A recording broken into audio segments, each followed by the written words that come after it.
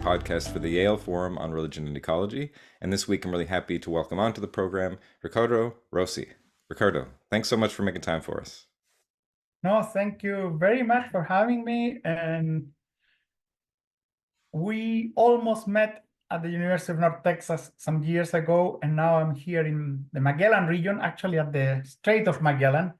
Most often I'm south of the Strait of Magellan in Cape Horn itself, where we have a biocultural center. Wonderful. I'm looking forward to hearing about that. And yeah, like you said, you are a professor at the University of North Texas, and you also work at the Universidad de Magallanes. And so I'm really curious to hear that perspective, knowing that you have a pretty good sense of the difference between North America and Latin America. And yeah, we just missed each other at the University of North Texas. I think you must have showed up like the year I graduated or something. It was like around there. So I never got to take one of your classes, but really happy to learn more about your work and kind of just an overview for it for folks tuning in. You're a Chilean ecologist and philosopher, and your research combines ecology and philosophy, studying interrelations between the ways of knowing and inhabiting the natural world. And so you see a continuous reciprocal feedback between ecology and philosophy. And you've edited a number of really great books, Earth Stewardship, linking ecology and ethics in theory and practice, from biocultural homogenization to biocultural conservation, and field environmental philosophy, education for biocultural conservation. So lots of cool stuff, especially that you link theory and practice. Like you're saying, you know, you have this biocultural center for conservation. So before we get into your work currently, I always like to hear a little bit of people's kind of biography of how you get into this kind of work, especially because it's unique to bridge the worlds of ecology and philosophy. There's still plenty of scientists who don't want to get into discussions of ethics and values and culture and our wisdom traditions. So how did you find yourself on this kind of path? Yeah, no, thank you, Sam. And maybe if there is the opportunity, you can tell me a little bit how you came to this too. And I was lucky to have great grandparents in addition to my parents. And the four grandparents came from Italy with different tasks. And that's lapwing, if you hear something. Oh, so nice. And one of them came as a surgeon and directed a hospital, which in 1964, when I started to accompany him, I was 4 years old, but I still recall he was director of this hospital for public medicine. And so health was a right for everybody, was funded by the state. And as part of that, the directors of hospitals or divisions like, let's say, surgery or other divisions within the hospital had to visit the regions of the country. We're not a federal country, we are a centralized country, but still we have regions. And so at 4 years old, I remember in October, I accompanied him to southern Chile, and we took a train, then was a Chevrolet truck. We were received by the health division of the Ministry of Health that was in Temuco. Temuco means water of Temu, which is water provided by a tree. That's the language of the Mapuche indigenous people there. So it was a whole world for me at 4 years old. And we stopped, and then we had to hike about 2,000 meters, that is 6,000 feet in one day. And we did it through bamboos. So we had machete. And while we were doing this, my grandfather managed to learn some of the indigenous languages. In this case, is Mapu Sungun. Mapu means land, Sungun, the tongue.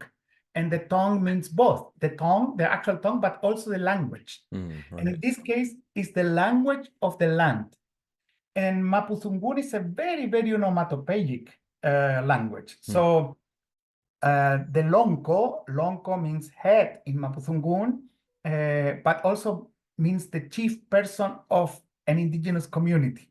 And he went to welcome us, and then we hiked together. And I was listening to the birds along the hike, and I asked the lonco, "What's the name of that?" I said, "What?" So, but that's how the bird called. Right. Yeah, that's the name. And then chukau. What's the name? Chukau. and so I never forget that the language was very reciprocal. And later I met a shaman that was not in 64, was later 68. And the shaman was the birdman, Unyumke. Unyum is bird, and Che is the person of the birds. And he imitated the birds, but it was amazing. The birds came to him. He had such a kind of skill that he was able to have a dialogue. Wow.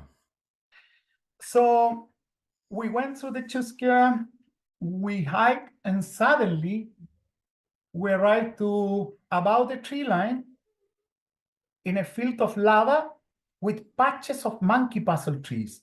The monkey puzzle trees are the Araucaria. These trees are conifers from the times and previous to the times of dinosaurs. Actually, a lot of dinosaurs films have been filmed there, recorded there. And later I learned that John Muir, his last trip abroad was taking a boat to Buenos Aires through the Atlantic, New York, Buenos Aires, and then he took a train from Buenos Aires to Mendoza, crossed the Andean Cordillera, arrived to Santiago, the capital city of Chile, and he spent only a week in Chile. But of the week, he spent 4 days at the same place I am talking about, because he was obsessed with meeting a monkey puzzle tree. I invite the persons that are listening or watching this program to take a look at that essay by John Muir, because it's very moving how a person can be such connected to a tree through readings and then to actually embody that encounter. And I will not spoil essay. Interesting. It's relatively easy to find. Is the monkey puzzle tree, and Araucaria araucana is the scientific name. We arrived there, and the communities were organized according to patches of monkey puzzle trees. Very interesting, around a relatively big lake. And well, my grandfather had to go to different of these huts, and there were groups of huts, and these were circular. Well, it was sunset, and we were welcome to sleep and to spend the night at one of these huts. Very interesting, because at the center was a fire and a lot of conversations. Everything was going on around the fire. We had chicha, which is like a cider, let's say vernacular champagne,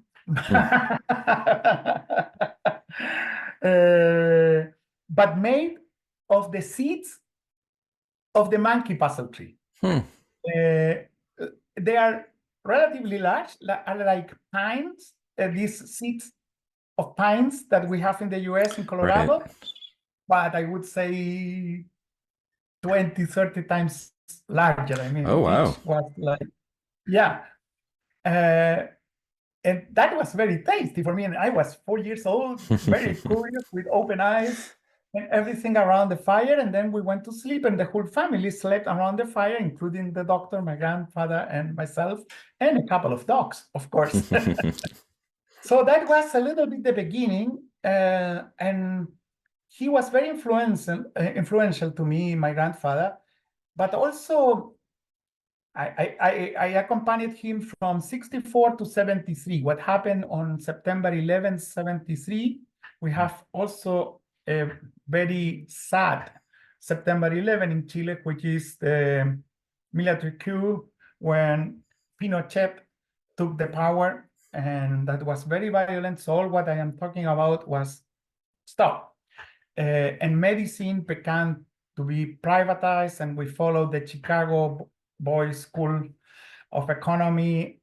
And today we are paying the price of having done that, because we have problems with access to health today. But coming back to 64, I also accompanied him to the coast of Chile, which is a very long country. So we have a long coastal area. We met fishermen, not only indigenous community, but fishermen with a lot of knowledge, local knowledge. My grandfather was a hunter and fisherman. I suffered a little bit as a kid when I saw the fishes coming and the birds, but I learned a lot from the people and from my grandfather. Now, the other grandfather came with the Salesian mission, and the Salesian that comes from Don Bosco, the idea is to have schools, technical schools, no? And he didn't want to be a person, just a craftsman for iron and things like that, so he escaped from my great-grandfather's house and met a Capuchin from the Cappuccino, the Order of the Cappuccino from Germany. Right. And this is Father Tadeo, very well known in Chile because he started the whole hydrotherapy school. He brought from Germany a school of hydrotherapy and also the use of medicinal plants from Europe and homeopathic procedures. So at the end, my grandfather, Silvio Rozzi, studied pharmacy, and the old style that the pharmacists prepare the tablets, prepare, how to say, teas, herbal teas, and prescribed some. And he was an ideologist. Do you say in English ideologist when you do a diagnosis through the eye, no? Oh, I think optometry. No. You see in the iris and the pupil how the whole organism is doing. I think it's ideology or ideology. In Spanish, it's ideólogo. Okay. It's iris, and you study the iris, and through the iris of the eye, is iris the word? Right. Yeah. Yeah, the pupil iris. You see you map the whole body. Interesting. Very interesting. Huh. And the order of the Capuchinos was very important in Chile because they had several ethnographers that came from Germany, but also very practical people with technical schools. Well, my grandfather joined them, and they created the first clinic of natural medicine in Chile that was in the 60s. And he always had his habits of having cold water in the morning and then doing some exercises. He was strict vegetarian. He always had discussions with my other grandfather. I will tell you the end of this story, because he said, how can you eat a cadaver? A dead body, that's not fair. And I had both, and both had different wisdoms. So he always was dreaming with making the life of people better through the plants and through natural medicine. And really, when I came to the university, they persuaded me to study medicine. I was not so convinced because my own school was music. I was music composer. I had my other two grandmothers. One was the daughter of a orchestra director in Genova, and the other was a concert and pianist. Wow. So, for me, music was the highest of the highest habits and practices of humanity. So I started to write music very little kid, and I went through the conservatorium, the music school, all the years. but they convinced me to apply to the medical school. Right? And linking things together here, when we had in 1973 the military taking power, they burned many of the books in philosophy, and it was forbidden to study philosophy. Wow. It was so brutal, and this is still, I think, on YouTube. You can see this. On 4 days after, more or less, they took the power on TV. There was a program saying, and we will burn all the books about Cuba. Here you see Picasso, one cubist, Miro, another cubist, and they burned all these painters without understanding even what they were burning. This general was there, so it was quite brutal. But I was already in 4th year of medicine doing psychiatry, which was my ideal. And they reopened the first school of philosophy. And I couldn't resist the temptation. And the temptation was stronger. And then I left medicine for dismay of my parents. And I combined biology and philosophy. So that's the way I started. Wow. That's great. That's a just wonderful story. It's so many pieces intersect there of, the natural landscape that you're in, the culture, political movements, your relationship with your parents, grandparents. Yeah, that's just great. It's kind of similar for me in a way, very different in so many ways.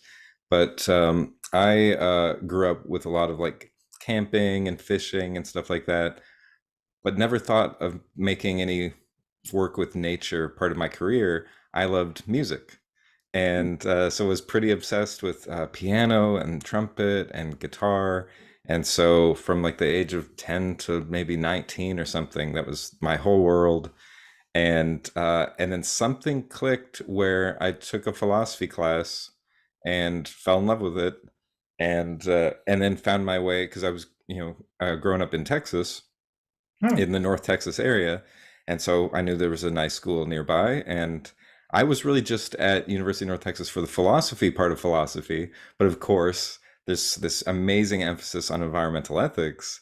And so I ended up really falling in love with environmental ethics, and then came out to the San Francisco Bay Area, did my PhD out here, and happened to get a job at the University of San Francisco teaching environmental ethics. That was the first class I taught. And then I've been there ever since, and continue to just absolutely love this intersection of environmental thinking with ethics, philosophy, religion, that whole side of things. So yeah, always interesting to meet somebody else who left the world of music behind. Or I guess not behind, but not necessarily as a career path. Yeah, no, that's great. Well, I want to talk more specifically about your work, because you have so many different facets of things that you do. But a big one is this idea of biocultural conservation, which is kind of the antidote to biocultural homogenization. So I wonder if you could kind of introduce those terms for us. Yeah. And it has to do a little bit with the history. We have been talking that it's personal, but has to do with the context, in the sense that music is clearly a very formal cultural activity. And I say formal because among the arts, music is particularly formal in terms of mathematics, although any art can be more or less formal depending on the school. But I study musical composition, contemporary classical music. So it's the form. I mean, and so you have some lenses, you have some paradigms, some concepts. And when I met the people in biology, it really, the first thing that was paradoxical was, on the one hand, I love to be in the field, yes, but I found that they thought that they were looking at trees as if trees in themselves, a kind of pre-Kantian concept. And to talk about culture, another aspect, was not so often the case. A little bit because, as I said, during the dictatorship, we had forbidden. It was forbidden to teach philosophy, so we couldn't have philosophy of science.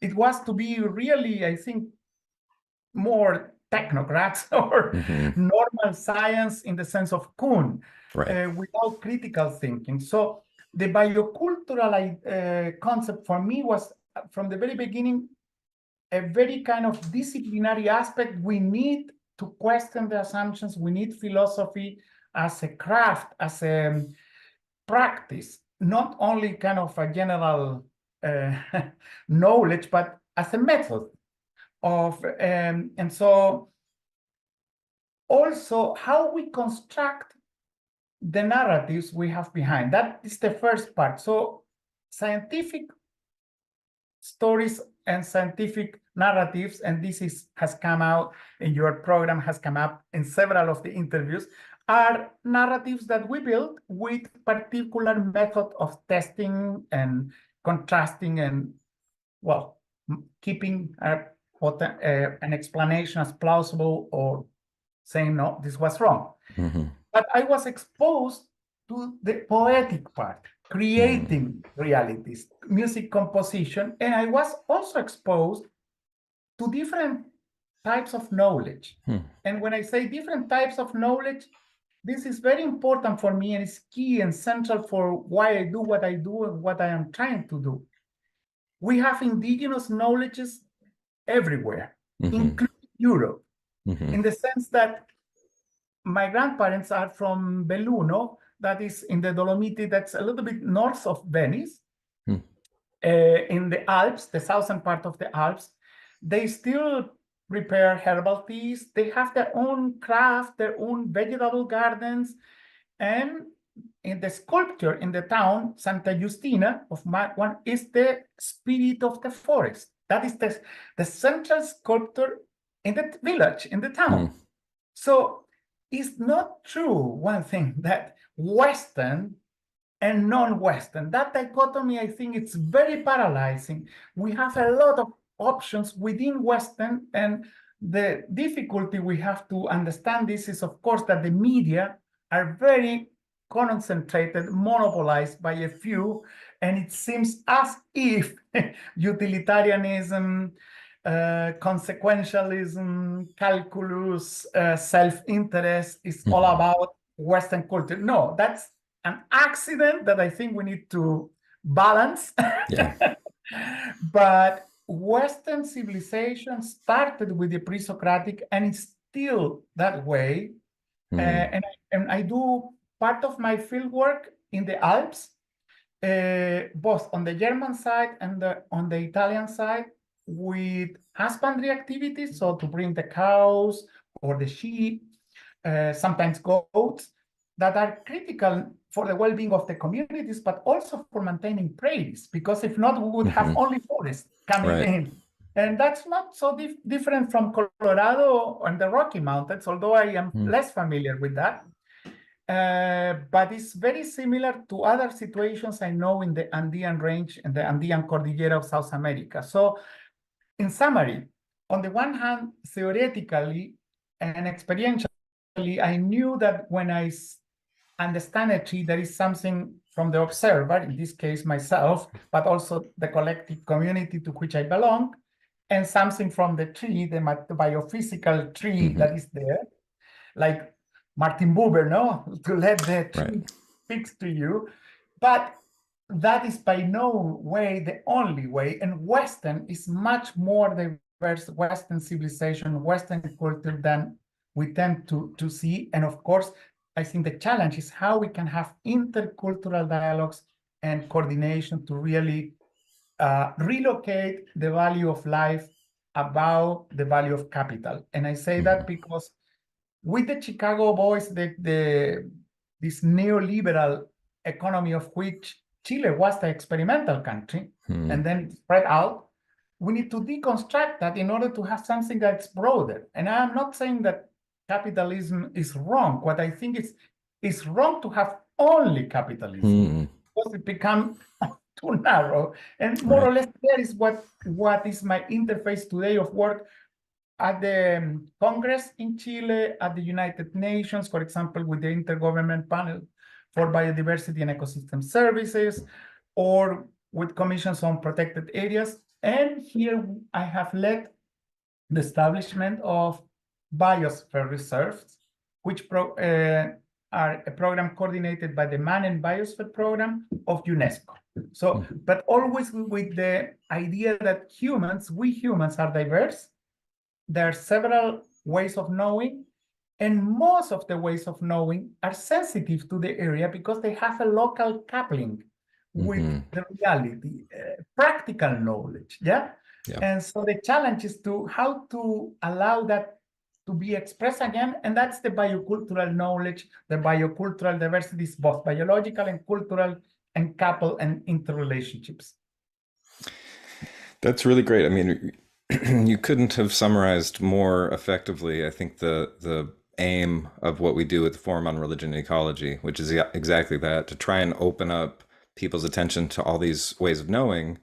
And there's so many ways of knowing across the planet, and so many of them do have that sensitivity to their local place, to their environment. And the more that we can tap into those, the more we can respond to all the urgent challenges facing life on Earth today. And I also really like that point that you're not saying capitalism is wrong. You're saying it is not sufficient. There's other ways of knowing that have to be brought in to contextualize whatever it's about.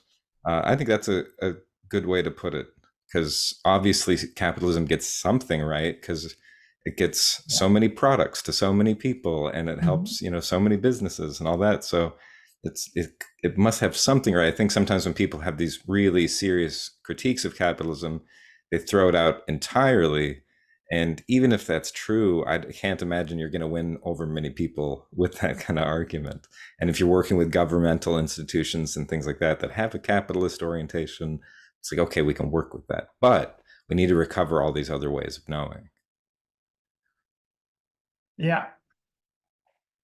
No, I think, and it's very interesting because even those articles that are foundational, and on the one hand, and we can talk about this because I think that Lingwai Jr., when he wrote the historical roots of our ecological crisis, he was not criticizing Christianism only, he was criticizing the Baconian project mostly.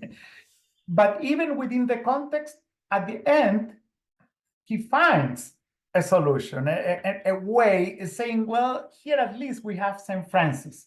And it's very interesting because this is current today, given that the Pope took the name of Francis. And if we witness what the Pope is dealing with, is about poverty, justice, peace, which is essentially, these are social dimensions. So, and then nature, what we do to nature. So they're not dissociated. And that is a Franciscan tradition that even precedes Francis somehow, and is still alive. I mean, that is also a kind of another way of saying we can find intersections, integrations. And that's the reason I follow a little bit the series and the work that you do with religion. And the latest volume we had in the series of Ecology and Ethics, the book series with Springer, is called Pantheism, Panentheism, and Ecology. It's a very interesting volume edited by Luca Valera. He's an Italian philosopher currently in Spain. And he invited different perspectives on ontology,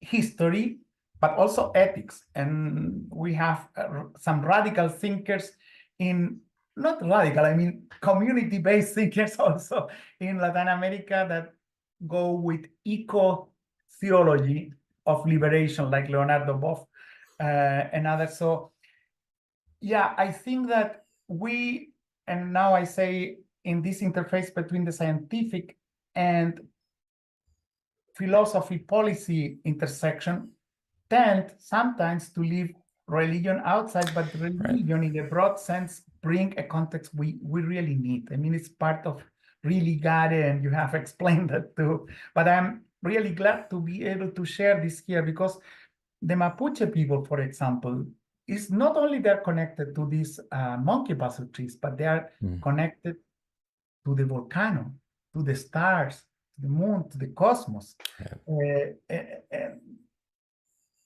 That is not so different somehow from what we do in the Alps. So it's still alive. It's not something of the past.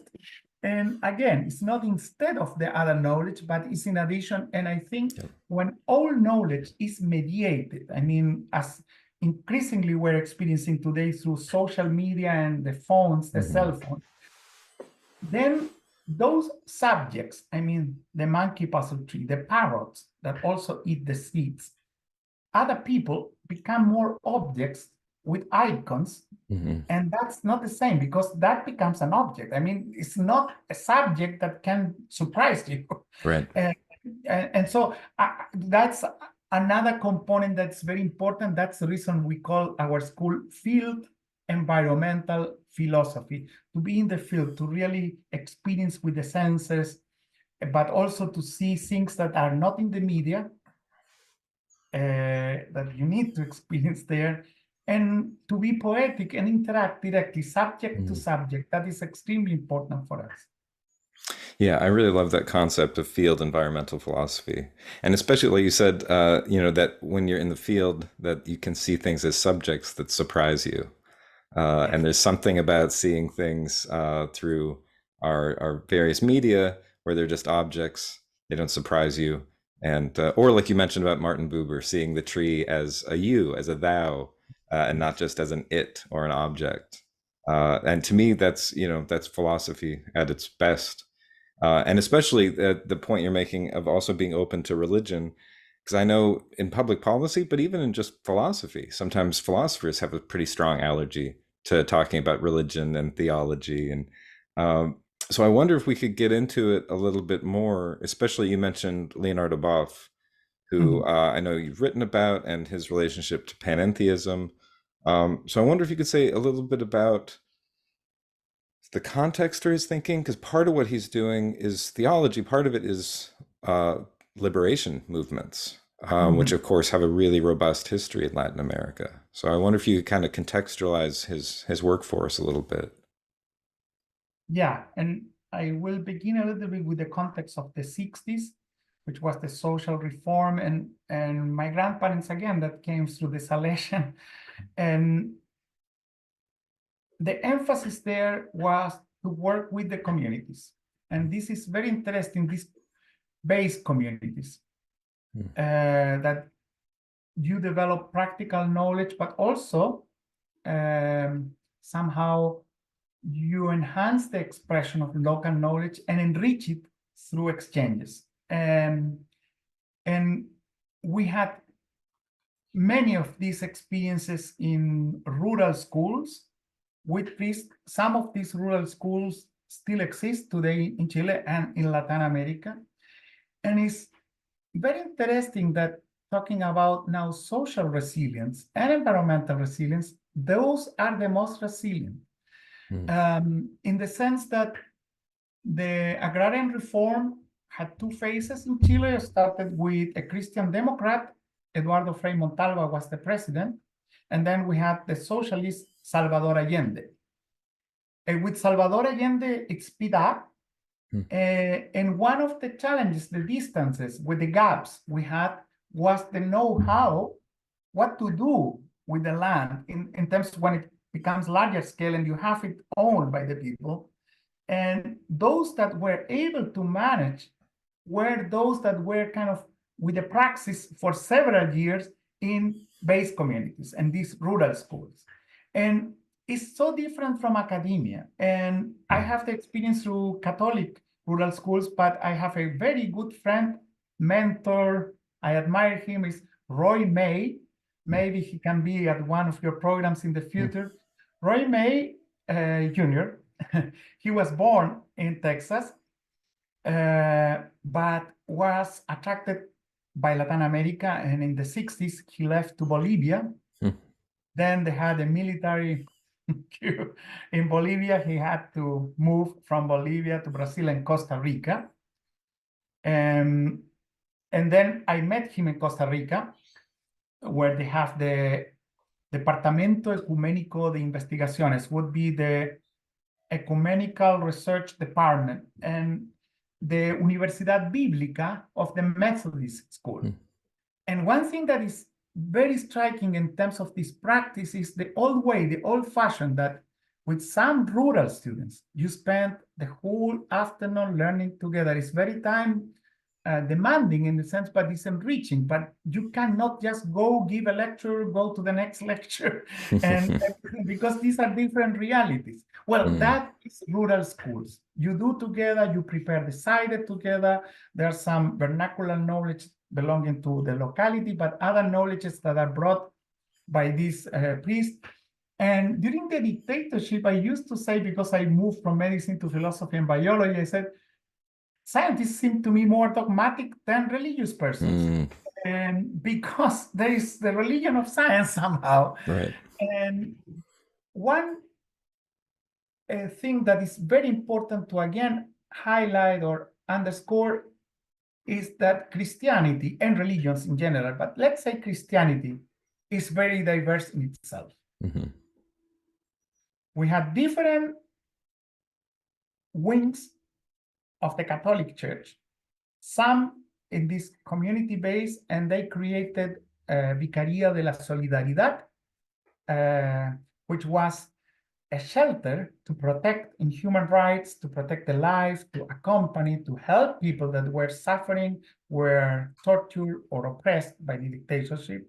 But also we had wings of the church that were accompanying the military and the people in power. And that is internal to Christianity. So again, we cannot just talk about Christianity, even within the Catholic. If we broaden beyond the Catholic, then that's your subject, and Buddhism and other religions. But the first thing about Leonardo Boff is that this is the milieu. There was a programmatic agenda to have dictatorships in Latin America. Brazil was the first. So the first person we received in Chile in exile, I was young, but I was able to interact with him, was Paulo Freire. I think in US you say Paulo Freire. How do you pronounce? I hear a variety. Paulo, I think I hear Freire. That's a very American way to say it. Paulo Freire. But yeah, great writer and thinker. And that is liberation pedagogy. And he escaped from Brazil to Bolivia, from Bolivia to Chile, and then we went to the US, to Harvard, where he published his Pedagogy of the Oppressed. But the point is that he started in this, well, share what you know with basic things, what you do, the everyday life. And he was hand in hand with not Leonardo Boff, but with other people that were running these rural schools.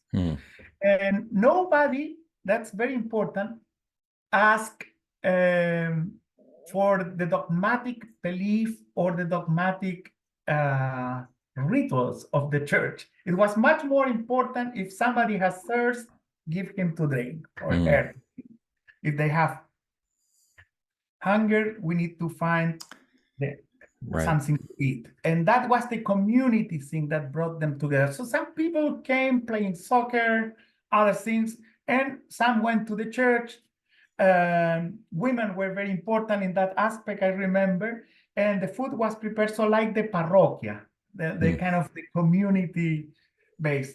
So then Gustavo Gutierrez, Leonardo Boff, and others say, well, we need to do something to systematize that allows us to give the first expression, the first in all aspects, I mean, prominence and action, to start with the actual reality, not an abstract dogma. So I have experienced liberation in that sense. I mean, be yourself. And we have to recall that most of these people don't exist in history. They don't exist in the media. When there are war, we know about the victims of our countries, but the others are just anonymous numbers. And we're facing some of those brutal pains today. But during the dictatorship, that was equally that way. I mean, so dignity. I mean that each person is a person, and each person has something to tell. And the second, once you are free, you are not oppressed to have to comply to repeat a cultural model that is brought, the colonial model, let's say, and imposed. You are free to express, and that's the first act of liberation. The second is to build, and once you affirm your own identity, of course, we can have intercultural dialogues. Right. We enrich each other, and that was fabulous for all what I said.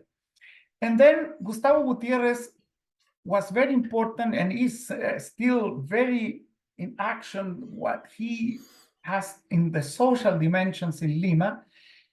And Leonardo Boff, for me, became known in '92 because I went with the Birdman, the Mapuche Birdman. We went to the Parallel Earth Summit in Rio. Oh.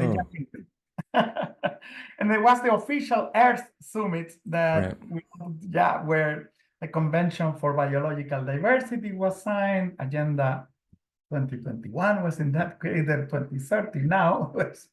And all those treaties, but there were parallel meetings by NGOs and indigenous communities around. And one of course, the marginal people was Leonardo Boff. And we were fascinated by this guy, the Franciscan, who was in trouble with the Vatican. Right. And he wrote one of the most beautiful books. I mean, must read. What is his book in the '92 that's translated to English to Cry of the Earth, Cry of the Poor? The other one. He has the St. Francis book. No, The Dignity of the Land is, well, but Cry of the Earth, Cry of the Poor is very important. It's in the same vein. And really, Leonardo Boff really started to write a lot beautifully in the newspapers, radio programs, sharing these gatherings. And then we worked together with Leonardo Boff in, there was Another World is Possible. And that was started in Porto Alegre, in Brazil, the World Forum. That was kind of in parallel to Davos, where you had the wealthy nations meeting, and where there the alternatives world. And Leonardo Boff went at least to the first 5. And I remember one, he was together with Eduardo Galeano, a Uruguayan writer, and Noam Chomsky from the US, talking about peace. And really, Leonardo Boff brought the environment to the front. I mean, to this eco-theologian expression that fascinated. And some people was interesting. Some of his partners complained a little bit because he became too theoretical. He has the good life of writing, the privilege of communicating. Now he's with the Earth Charter, and we are here with the community base. But I would say in a very kind of humorous and understandable way, in the sense that, well, at the end we need all these facets. I mean, that's but this I say that because it has the spice that again reminds us that liberation theology in its origin, for me at least, was practice. And then Leonardo, the practice was writing about, but always in contact. And I have to say that each time we have request his presence, he has come. He helped us with some campaigns, and we are a network. I participate in a network here in Chile, which is Peaceful Resistance. I really believe that peace is a necessary condition, and if we lose, we lose, but we will never give up peace. Yeah. And that Paulo Freire, Leonardo both are very, very aligned. Paulo Freire always said, if you react with violence, you become like the oppressor. Mm-hmm. Very appealing, very also shown by example in his case. Right. Yeah, that's all very helpful context for thinking about liberation theology and liberation in general, and the Latin American context for it in particular. And I find it all very compelling, and I'm glad that somebody like Boff has spent so much time writing, because then otherwise I might not have heard about this. Yeah. And but I get it where it's like, well, but we do need people working with communities too, of course. But it takes all these aspects, like you're saying. And I wonder if you could say, like, I've heard that he was in trouble with the Vatican. I was never clear exactly what their problem was. Because everything he's saying, to me, liberation theology sounds exactly like something you'd hear in the Gospels. and so I'm like, well, why were they mad at him? I can say 2-6, but they're very shallow, because you and your forum know much more than I, but I can say they are very good friends, and he's very close to the current Pope. Mm-hmm. No, Leonardo Boff was part of the close group for writing the encyclical, the Laudate Si, and yes, Francis the Pope. So somehow the paradoxes of life, I mean, Yeah, he's present. But why he was forbidden, and he's not part of the church. I mean, he has a partner now, he's Catholic, and they live together. He changed his life, because he's out of the church in that sense. But the details really, I know much less than people that are listening here, and than you. The only thing is that he never stopped working. He's a prolific writer, and also very important, a writer that is understood by people in rural communities with the radio. That is what I say to people that say, oh, he became too theoretical. Yes, but not so theoretical, because it's known. And radio are very important still in Latin America. I mean, there was a survey last week here in Chile about the most, where people trust the most about news and things like that, because we have the crisis of post-truth and fake news, and radio. Still, people send messages to each other through the radio when you don't have cell phone connection. Believe it or not, there are places that we don't have thanks God.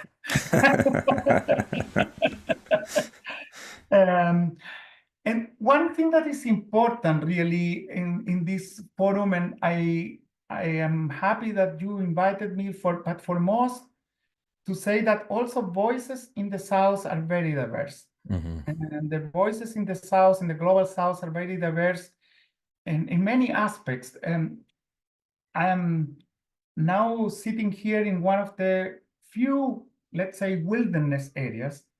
We will not be able to show much about the area, but let's say it's like Alaska between Juneau and Anchorage, but about 100 years ago, if not more. And we're facing big challenges. They're building routes, they're building infrastructure for green hydrogen. Still, the paradigm is that of a development that it's really challenging. And so when we have different voices, it's because still we have areas where we can be connected without mediation to wild nature. And that means with really artisanal fishery, people that fish with nets, and you eat raw fishes with them, or shellfish like king crab, sea urchins. We still have indigenous medicine here, which is very, very sophisticated. Both my grandparents now are coming back. They ended up working together Hmm. Actually, they were able to cure some of the cancer cases through surgery and combination with medicinal plants. And Silvio Rozzi, my grandfather, that started with the Capuchins, also included in the late years the Mapuche herbolaria, and working with shamans that are called machi. Is a man or a woman that uses medicinal plants or medicinals that are depending on breathing or mat or other treatments like barefoot on rain, that at the end has a lot of similarities of intersections with some of this hydrotherapy or therapies that come from different regions. And today, finally, in Chile, we have also, this is accepted by the Ministry of Health, that you can also go through this indigenous medicine in Chile with health insurance. And so we have acupuncture, health insurance for acupuncture, indigenous medicine, but also surgeries and things like that.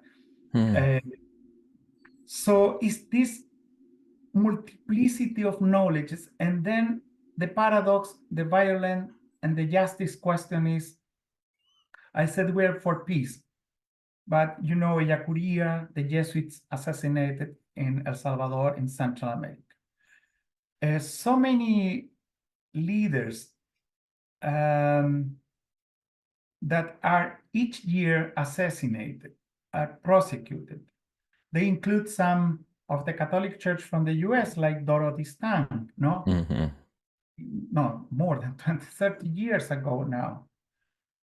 And so how to be able to bring this to the front and show that we should have hope. I mean, it's not another world is possible. I think this world, if we would be able to bring this to the front and express this diversity, then this would be a different reality. Yeah, it really would. And yeah, it's important to, I think, keep emphasizing that and keep that hope alive, because like you said, this wisdom is here. These ways of knowing are here, and they never fully went away anywhere. And I think some people like to say they did, because wouldn't that be convenient for the powers that be? They're like, oh, those ways of knowing, they're gone, so we don't have to worry about them. Like, no, they're still here. And if we can just tend to them, then we can coordinate to solve the big challenges of our day, cultivate a world of peace, of sustainability, of regeneration, and I wonder if you could say a little about how panentheism fits into this. Why is that way of knowing important for this kind of work? I think somehow this brings intersections of worldviews. Talking about martyrs of the environment, a person I knew, and she was Marxist, but she was an indigenous woman, is Berta Cáceres. Probably you are aware that she was killed, assassinated in her own bed, I mean, by snipers. So, and she was assassinated because she was opposing the construction of dams in El Salvador. And she was a she was a Lenca, and the Lenca people are the most numerous indigenous people in El Salvador. And she always talked about the spirit of the river. Well, then you read Leonardo Boff, the spirit of the rock, the spirit of the tree, and that God is in nature.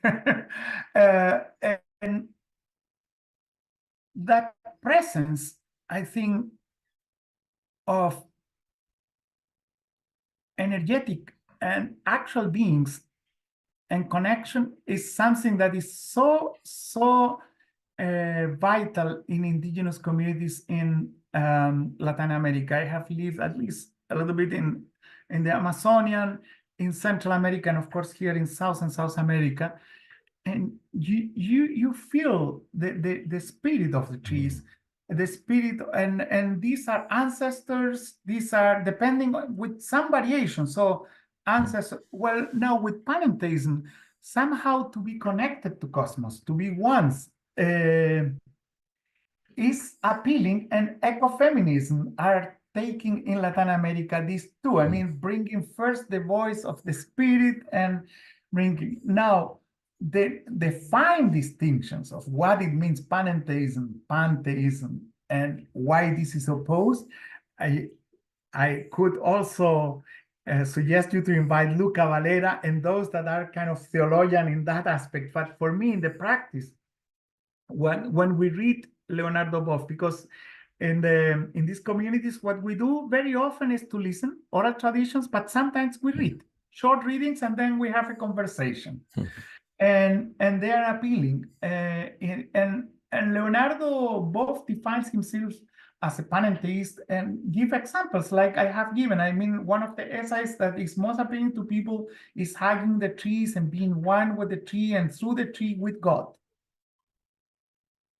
That God at the end is the tree. Right.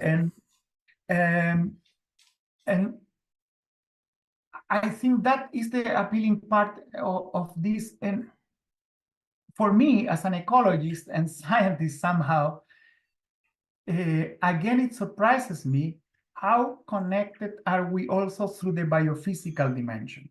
In which sense that at the end, we really learn that in terms of the concept of holobionts that we are now, holobionts with this microbiome that we share a lot with the trees, not only the genes for the mitochondria and the kind of eukaryote cells, but we share a lot of the archaea, the bacteria, the viruses. So there is an actual interconnection that is extremely interesting. And that is the invisible reality that today is absolutely visible for science, but is denied with pesticides, with monocultures. And so, of course, we get a loss in our biophysical bodies, therefore health. And so it's not only something that is esoteric, it's real health, it's real connection, practical knowledge.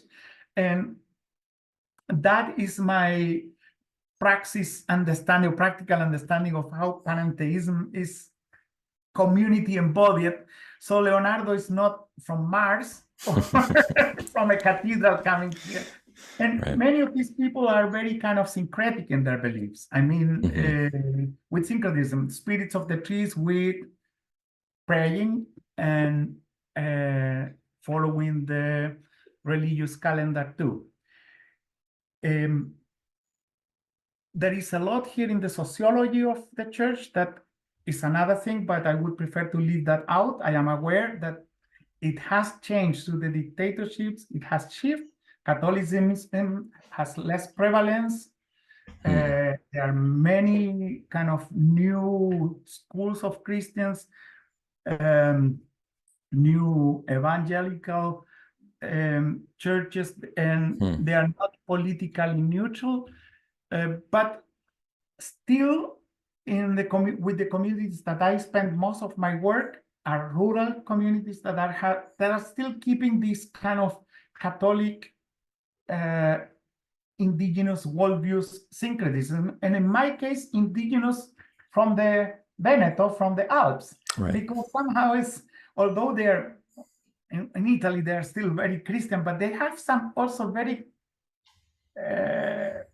biophysical, I mean, connection, material connection with the plants, the animals, and thanking always the rain and not the rain. So I think that by better valuing this connection that we have in Western civilization and beyond, we can have this heterogeneous picture of the world, and we're not condemned. I see there in the Anthropocene an outcome that goes for life, but I see also the big challenge of asymmetries in power, in communication, in military power and discourses. And I hope we can make with this some difference to really appeal for peace, for negotiations, I'm thinking the Middle East, I'm thinking Russia, Ukraine, and I'm thinking Africa, and so many conflicts that we have also in Latin America,